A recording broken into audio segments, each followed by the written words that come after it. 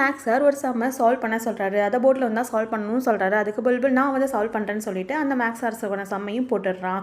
அதுக்கு ஈஸியான மெத்தடும் இருக்குன்னு சொல்லிட்டு அதையும் சால்வ் பண்ணிடுறான். இதை தெரிஞ்சுக்கிட்ட பசங்க எல்லாரும் இவன் ரொம்ப டேலண்டான பையன் சொல்லி அவங்ககிட்ட பழக ஆரம்பிக்கிறாங்க.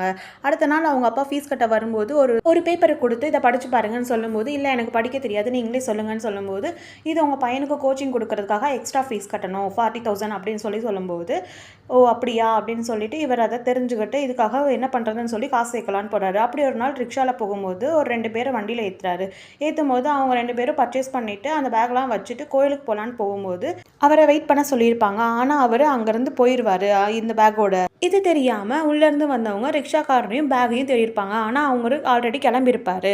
இவர் எடுத்துகிட்டு போன பொருள் எல்லாத்தையும் கொண்டு போய் திருட்டு பொருள் வாங்குற ஒருத்தர்கிட்ட போய் இதை விற்றுருவார். அவரும் நிறைய காசு கிடைக்கிது, இது பெரிய வைரமாச்சு அப்படின்னு சொல்லிட்டு நிறைய காசையும் அள்ளி அவருக்கு கொடுத்துருவார். ஆனாலும் அந்த 40,000 சேரலன்னு சொல்லிட்டு அங்கங்கே கொஞ்சம் கொஞ்சம் பொருளாக எடுத்து திருடி அங்கங்கே என்னென்ன சேர்க்க முடியுமோ சேர்த்து அந்த பையனுக்காக ஃபீஸ் எடுத்து கொண்டு போய் கட்டிடவும் செய்கிறாரு.